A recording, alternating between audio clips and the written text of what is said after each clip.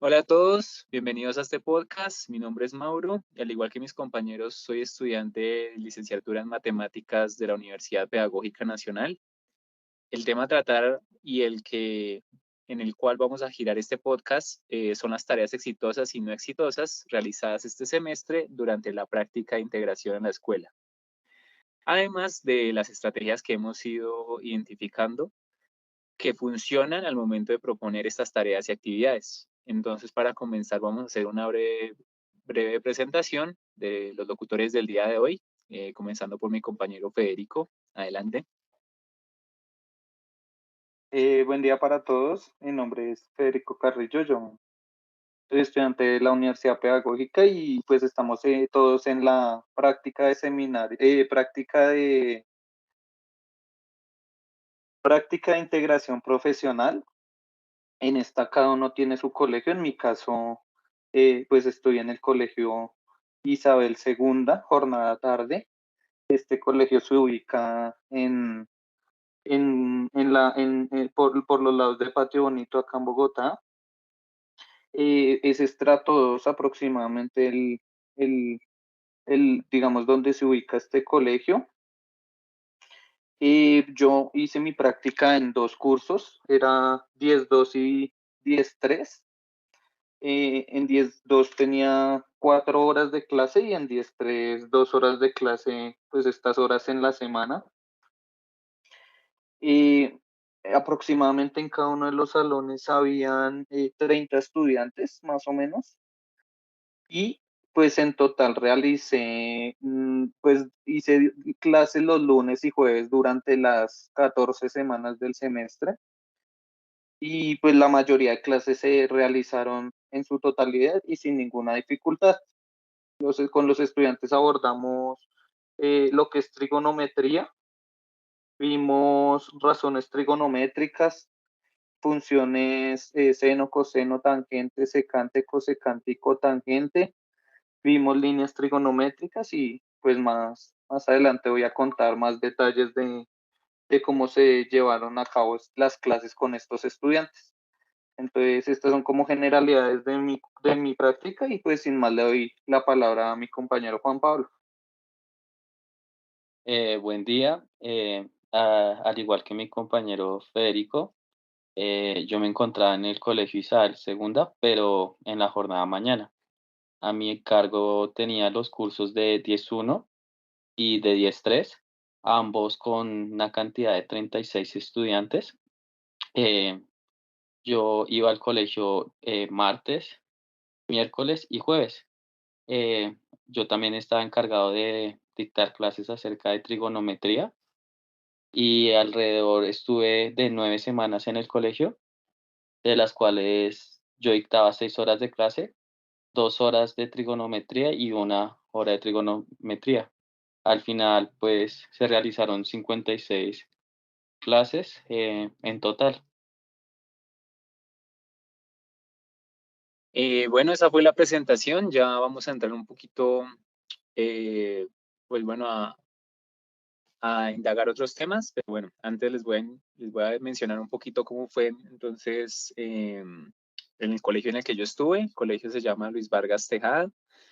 El grado que me correspondió es el 9-2. Más o menos habían 30 estudiantes, pero pues dos se retiraron y al final quedé con 28 estudiantes. La cantidad de clases realizadas en total, pues semanalmente se hacían tres clases, cada una de 2 horas. Y pues durante las semanas más o menos que implementé fueron 12, para un total de 36 horas más o menos implementadas, ya que pues habían otras actividades extracurriculares que de alguna forma pues hacían que las clases se aplazaran o que no fueran vistas.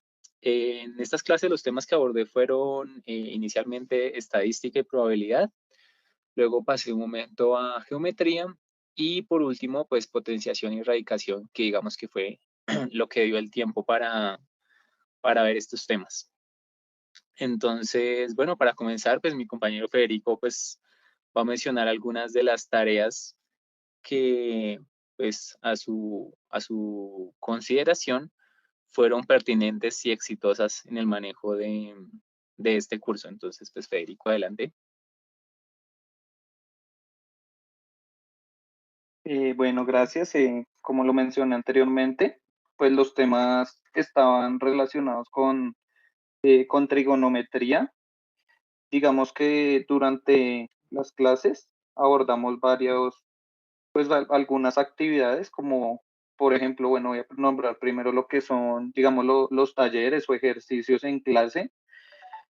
Pues digamos que en ambos cursos me parece que pues que eran muy trabajadores durante las clases, siempre y cuando los estudiantes pues tuvieran una especie de bonificación. En mi caso eran puntos positivos o firmas que al final de cada uno de los periodos se revisaban para dar una nota correspondiente. Pero pues noté que, digamos, este tipo de actividad o esta dinámica de clase en donde los estudiantes realizan ejercicios específicos dados, pues son exitosos siempre y cuando haya una nota de por medio. Ellos muchas veces necesitaban digamos, de esta nota para poder abordar esto y para poderse interesar y motivar en los ejercicios. Entonces, este es como el primer éxito, pero como lo mencioné, siempre y cuando se presentara como esto de la nota o de la bonificación de por medio. Otra actividad que realicé fue un laboratorio. Esta también fue exitosa, pues digamos, en cierta medida. Y lo primero que quiero hacer es explicar en qué consistía el laboratorio, y es que en el laboratorio lo que hacíamos era que por medio de razones trigonométricas, pues con los estudiantes salimos al patio, o sea, no fue dentro del salón, y ellos tenían que medir la altura de objetos que ellos escogieran a partir a partir de razones trigonométricas, y pues también comparar esta medida que obtenían usando este procedimiento con las medidas reales que obtenían midiendo con el metro.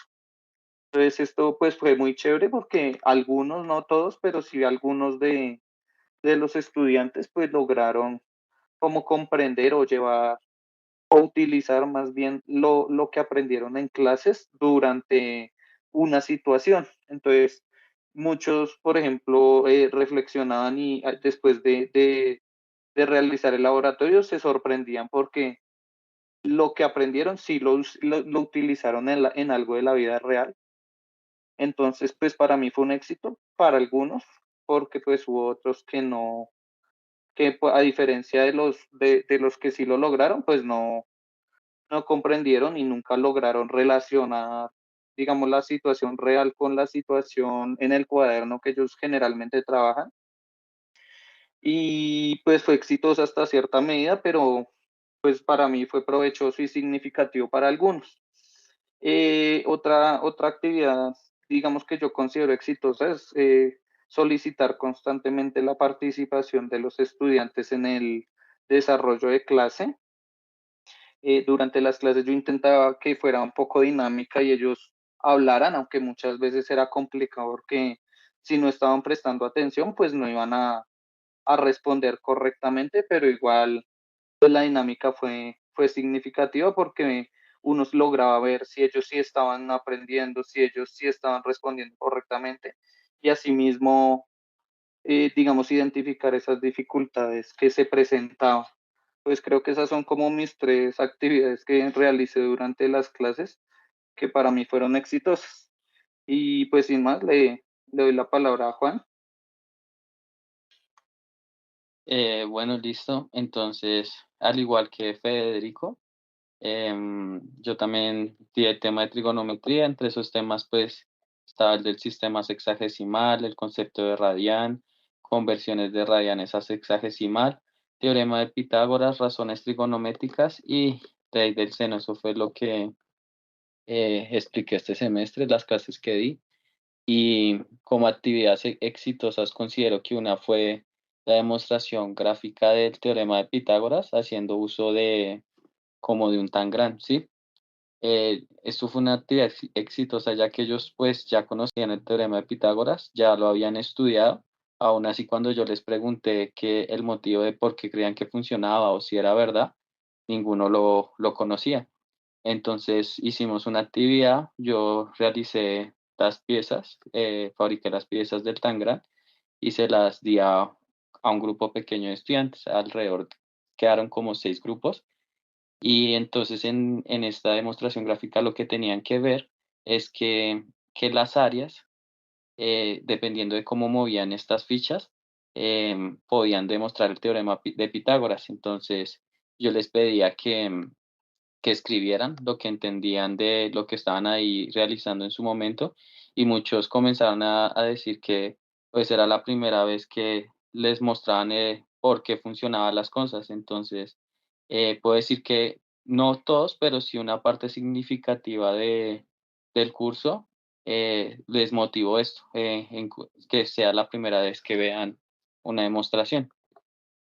También, al igual que mi compañero Federico, pues yo también tenía muchos incentivos, entre ellos estaba la nota grupal. Ellos mismos se autorregulaban entre ellos, ya que pues cuando el salón estaba muy desordenado o algo, uno solo se acercaba un momentico ahí donde está la nota grupal y entre ellos uno empezaba a escuchar "shh, shh". O sea, entre ellos mismos estaban callando en todo momento. Aún así tengo que aclarar que pues 10-3 y 10-1 son 2 cursos bien diferentes, porque 10-3 es un curso que les toma más tiempo a veces resolver algunas cosas y a veces mis actividades se alargaban con ellos, mientras que 10-1 era un curso que era súper rápido, cogían las cosas y las captaban rapidísimo. Entonces a veces me pasaba que me sobraba tiempo. Entonces yo decía, bueno, ¿y ahora qué los pongo a hacer? Entonces, sobre la marcha me tocaba inventarme ejercicios para que ellos no estuvieran ahí molestando. Em, Creo que eso sería. Listo. No, pues yo tengo unas preguntas. Primero, pues para Federico, antes de mencionar como las tareas en las que yo considero que tuve éxito. Respecto a lo que mencionó acerca de el laboratorio, a mí me sucedió algo que era que los estudiantes no sabían usar adecuadamente los instrumentos de medida. No sé si de casualidad pasó lo mismo o los estudiantes sabían usar perfectamente el metro, Federico. ¿Qué me puedes decir así más o menos respecto a eso? Bueno, me parece muy buena pregunta porque, pues sí, olvidé mencionar, digamos, algo algo chévere que hicimos en ese laboratorio y fue precisamente lo que utilizamos como instrumento de medida de los ángulos. Digamos que la longitud sí fue con metro, pues normal, pero para los ángulos lo que yo solicité fue instalar una aplicación en el celular, que cada grupo tuviera dicha aplicación, y pues esta permitía con la cámara, se activaba la cámara y uno podía, digamos, manipular las líneas que componen el ángulo, y de esta forma salía la medida del ángulo correspondiente. Entonces, respecto a si hubo dificultad en la parte de la longitud, pues sí, obviamente los estudiantes, digamos que no están acostumbrados como a utilizar el metro. Muchos, por ejemplo, cometían el típico error que no comienzan a contar en cero, sino en uno, entonces resultaban contando 1 centímetro menos. Esa fue como una dificultad o algo que sucedió durante el laboratorio. Y pues también muchas veces como que ellos no ponían el metro bien sobre el piso, que quedara, digamos, bien alineado con el piso, y pues también medían mal.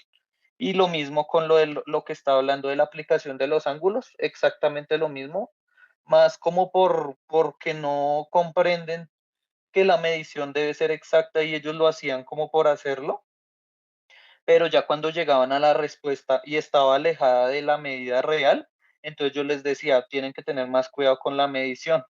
Entonces sí fue un error que se presentó, pero que a lo largo de, digamos, de las horas de trabajo, pues fue superado a partir de, digamos, intervenciones que yo realicé en cada uno de los grupos. Esa sería mi respuesta. Ah, ok, bien, bien.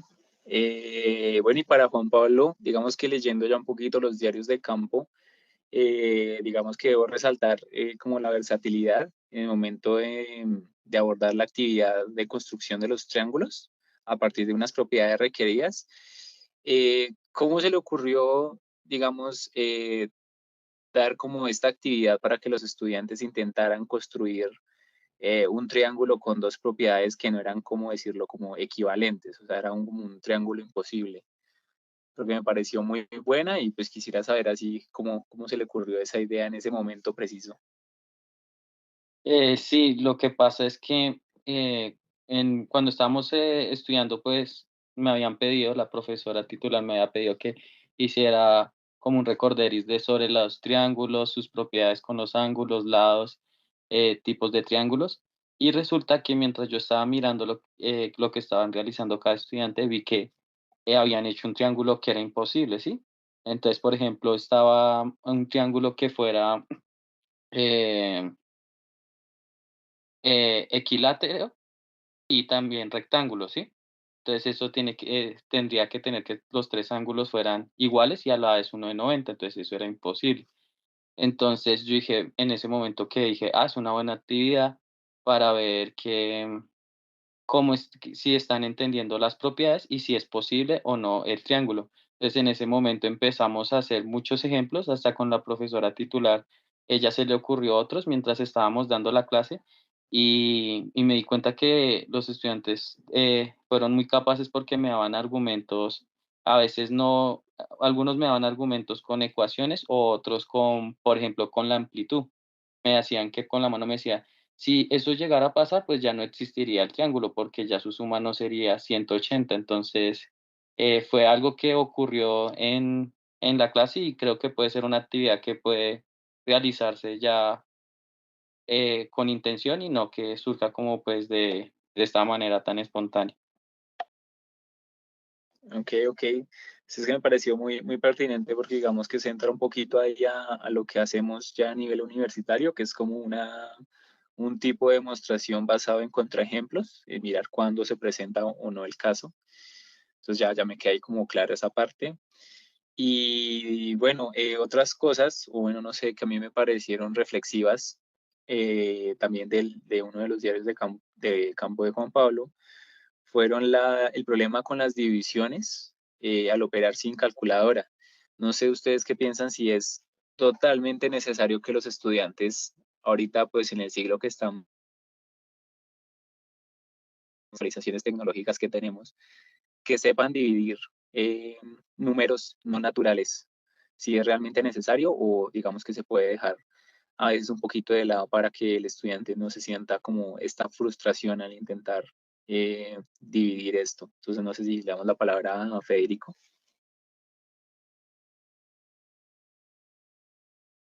Bueno, pues según lo que yo he visto y lo que yo pienso, pues creo que no es tan importante, digamos, como eso que nosotros llamamos el boleo, pues de hacer las cosas a mano y demorarse y hacer todos los cálculos mentales.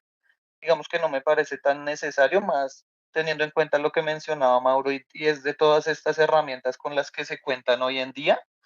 Yo creo que es más importante para el estudiante poder utilizar estas herramientas de manera, digamos, correcta con el fin de llegar a una respuesta, que ponerlo a él a aburrirlo, a cansarlo, haciendo operaciones supremamente largas. Entonces, pues pienso que nosotros como profes de matemáticas también debemos buscar cómo motivar e interesar a los estudiantes, y pues considero que a lo largo de los años esto de centrarnos en los algoritmos y en los procedimientos largos y tediosos, pues no es el camino para que los estudiantes aprendan. Pero pues también debemos tener en cuenta que muchas veces ellos van a requerir de estos algoritmos, por ejemplo, cuando presentan el ICFES o en sus evaluaciones, por ejemplo, en las que no pueden usar calculadora. Entonces, pues considero que nosotros debemos ser muy estratégicos para poder, digamos, mediar todo este tipo de herramientas, pero a la vez que los estudiantes puedan responder ante pruebas o ante lo que les ponga la vida por delante en donde necesiten matemáticas. Entonces, pues creo que ahí es donde está el reto de nosotros, de pronto priorizar una, pero pues también darle un espacio a los otros métodos, que digamos no consideremos los principales y fundamentales, sino pues para brindarles herramientas a ellos. Esa sería como mi respuesta. No sé qué piense Juan. Sí, yo pienso similarmente, porque lo digo porque es necesario, yo creo que es necesario a veces conocer las técnicas y algoritmos, pero no extenderse en eso, es más que suficiente practicarlo algunas veces, pero no creo que eso debe ser algo que se deba ser extensivo en su explicación, porque eso iría en contra pues de las tecnologías, ¿no? Precisamente las tecnologías lo que buscan es eficacia en estos procesos para no realizarlos. Entonces es como ir en contra de los avances que se realiza científicamente como humanidad, ¿no? Entonces es necesario que los estudiantes reconozcan el algoritmo en un inicio, pero no que esto se vuelva un tema incisivo. Y más bien deberíamos ir en pro de usar esas tecnologías y aprovecharlas, porque pues para eso fueron creadas. Ok, sí, bien. No, estoy totalmente de acuerdo con las dos posturas. Digamos que hay otro tópico para reflexionar. No sé, pues está preguntado para Juan Pablo, ya que precisamente se ha mencionado acá que en muchos casos la nota es el incentivo para los estudiantes. Eh, ¿Cómo ve ese escenario en el que se necesita una nota para incentivar a los estudiantes? ¿Será que eso se puede cambiar o debe permanecer así de esa manera? Sí, yo creo que ahorita uno de los retos así como profesor es ese, poder incentivar a los estudiantes y sobre todo poder que las matemáticas que ellos aprendan tengan significado para su vida.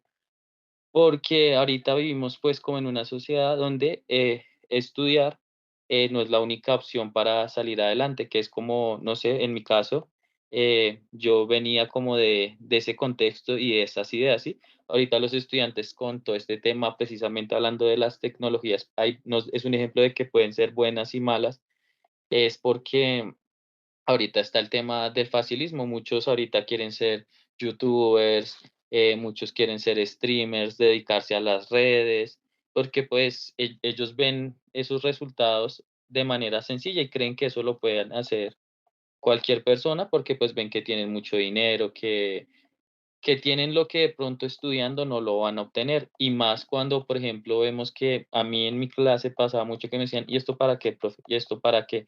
Entonces ahí es importante como profesor, o sea, es el reto que se tiene ahora, es poder darle significado a esa matemática y que ellos lo vean como una herramienta útil.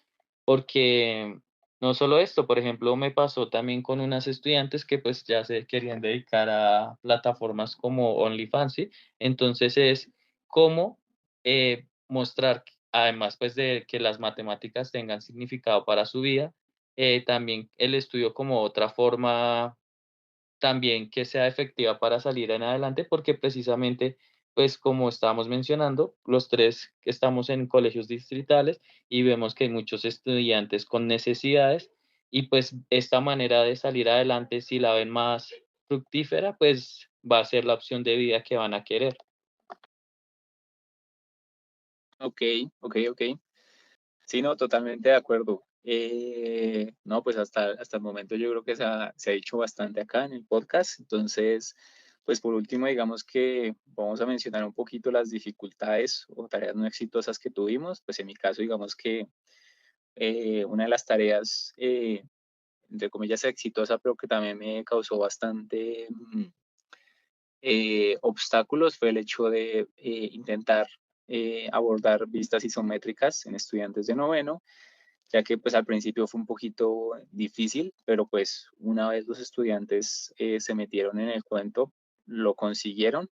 Aún así considero que digamos que en los cursos que teníamos, bueno, en mi caso, una de las dificultades que más presenté al abordar tareas era pues precisamente lo que decía Juan Pablo, motivar al estudiante e incentivar para que se motive por el aprendizaje, ya que pues en esta etapa son adolescentes y precisamente no les interesa más que pues las redes sociales y pues estar con sus compañeros de clase, pero pues en cuanto al aprendizaje matemático que se tiene ahí como un estigma bastante oscuro, como que no se interesan lo suficiente.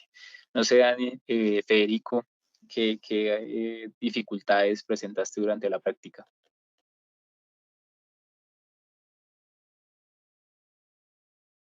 Bueno, digamos que sí, sí, sí tuve este problema del que estamos hablando todo y es relacionado con la motivación de los estudiantes. Y pues como lo mencioné y como lo hemos hablado, pues lastimosamente pues los estudiantes siempre digamos, se ciñen a una nota y ellos, mejor dicho, si no hay nota, no están interesados, no participan, no trabajan. Solo cuando hay nota, por ejemplo, me pasó un fracaso, pues que yo lo considero un fracaso, fue que, por ejemplo, hubo un par de talleres que realizamos pues con el profe del colegio, pero que estos talleres no tenían nota, sino que eran una forma para que los estudiantes estudiaran para la evaluación. Entonces el taller no tenía nota, pero sí, digamos, se brindaron espacios de clase para que los estudiantes trabajaran en esto. Pero como no había nota, ellos decían, ay, profes, ¿ustedes no van a calificar esto? Uno les decía, no, esto es para estudiar. Ah, no, entonces no lo hago. Y efectivamente no lo hacían y pues en los resultados de la evaluación, pues lastimosamente, pues no, digamos que no se vio esto, que si no es con la nota, entonces el estudiante no se interesa y no hace nada prácticamente, porque así me pasó. Entonces para mí ese sí fue un fracaso y pues me parece que a los tres nos pasó lo mismo, nos pasó algo muy similar respecto a esto. Y pues no sé, les quería preguntar a ustedes qué piensan de esto, de que si es completamente un problema esto de la nota y la mediación para las clases, un problema de la educación o más bien una oportunidad que debemos aprovechar como profesores, digamos, para sacar ventaja y motivar a nuestros estudiantes, lastimosamente como nos toca, que es con la nota. Entonces, ¿qué piensan? Sí, digamos, yo pienso que, respecto a lo que dice Federico, que sería fenomenal que en un momento los estudiantes quisieran aprender sin notas, ¿no? O sea, yo creo que cuando uno aprende por amor propio es donde de verdad uno está generando conocimiento, ¿no? Y no algo que es impuesto por uno por las notas. Porque a mí me pasó igual, o sea, si no es por las notas, ellos no van a trabajar, pero también es que yo veo que, lo digo por las cosas, algunas cosas que mencionaban los estudiantes que tuve, es que ellos ven el colegio como solo un proceso que es obligado por sus padres, porque ellos dicen, yo quiero hacer otra cosa, yo no me quiero pues dedicar a algo que tenga que ver estudiar, porque también está pues el fenómeno de que las matemáticas son muy difíciles y ellos ya de entrada están desmotivados y ya resolver este problema tan grandes es difícil. Yo creo que esta fobia hay que irla quitando, pero desde los niños más chiquitos para que cuando estén grandes el problema no sea tan grande como es cuando ya están los chicos tan grandes. Una experiencia similar con la que contaba Federico es que a mí me pasó que tenían la prueba final, la prueba isabelina, y yo les dije, estudien los problemas que, que hemos hecho en la clase. Y entonces ellos me decían, y yo les repetí varias veces en todas las clases, estudien los problemas que hemos hecho en clase, estudien los problemas que hemos hecho en clase. Y yo la prueba isabelina la hice poniendo todos los problemas que habíamos hecho durante la clase. Y adivinen cuántos creen que pasaron. Pues pasaron poquitos porque ninguno quiso eh, revisar los problemas. Pasaron como 7 de 36 estudiantes, como les decía.